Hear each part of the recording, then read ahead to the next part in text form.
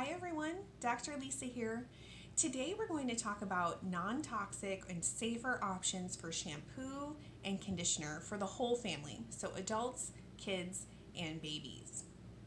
Now, finding a great non-toxic shampoo and conditioner can be very challenging.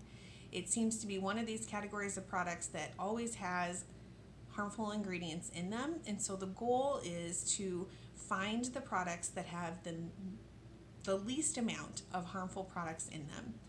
The second challenge with shampoos and conditioners is not everything works for everybody, right? I mean, some people want a clarifying shampoo, some people want a moisturizing shampoo, some people color their hair, some people don't.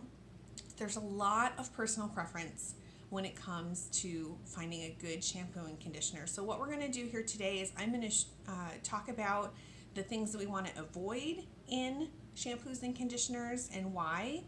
And then I'll give you my top 3 recommendations.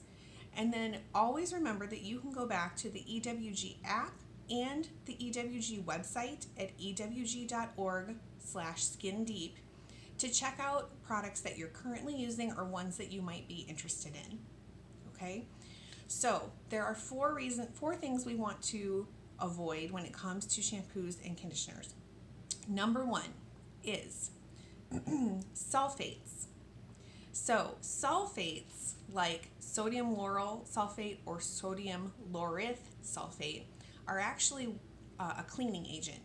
And so there are other ways that we can get our hair clean than by using these, but they are foaming agents and they are often contaminated with a byproduct called 1,4-dioxane, which is cancer causing. Now you won't see 1,4-dioxane listed on the ingredient label, but you will see sodium lauryl sulfate, SLS, or sodium laureth sulfate.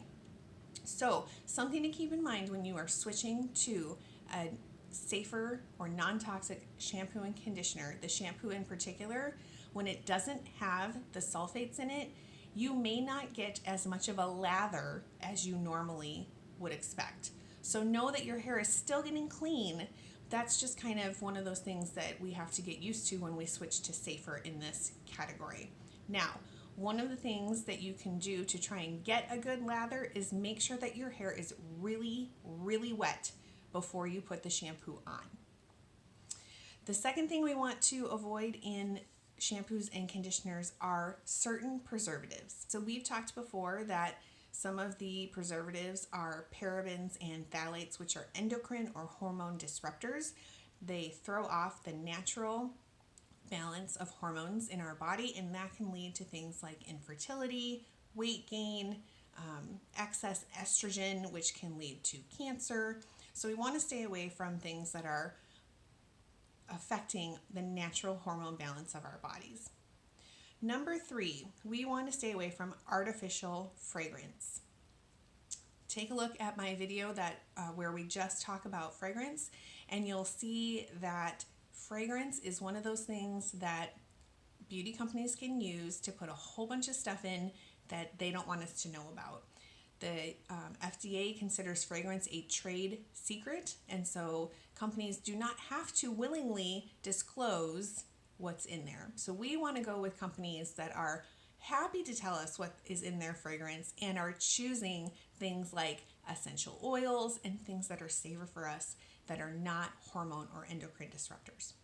Okay, the last thing that we want to try and avoid in shampoos and conditioners are petroleum products. These are ingredients that come from non-renewable sources and they're not environmentally friendly. Okay, so listed below, I have some recommendations for shampoo and conditioner for adults, kids, and babies. And just remember that if you are switching to a safer shampoo and conditioner, there is very likely going to be a period of detox where your hair has to get used to using something that has different ingredients in it, that doesn't have the foaming agent in it. And it can take a few months for that process to happen, that detox process to happen. So don't give up, stick with it, unless you really, really have an awful situation as a result of switching, then maybe try something new. Like if you find it's really drying for you, then yes, I would probably move on to something else. But if you're not quite sure, give it a little bit of time, let it do its detox thing, and then see what happens.